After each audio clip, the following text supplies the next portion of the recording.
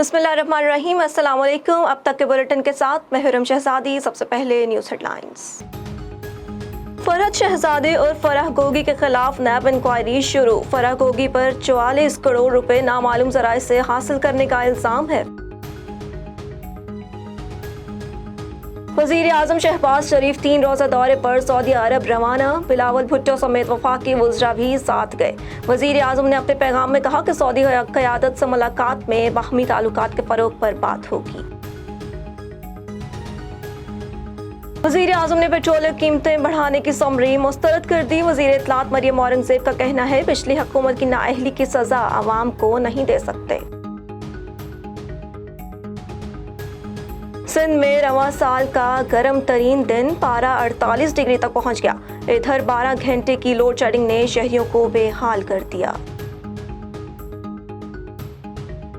Headlines आपने जानी। यहाँ आपको खबर दें, जैकबाबाद में अली मोहम्मद अवामी पार्टी के ज़ेर एहतमाम सिंध के अंदर बढ़ते हुए कबायली तकरार के खिलाफ रैली निकाली गई, जिसकी क़यादत चेयरमैन दिलमुराद लाशारी ने की। खिताब में कहा गया कि सिंध सूफिया कराम की सरजमीन है, जिन्होंने हमेशा अमन का दर्स दिया, लेकिन बदकिस्मती से सरदारी निज़ाम की वजह से हम में से सैकड़ों अफराद लुक़माए अजल बन गए।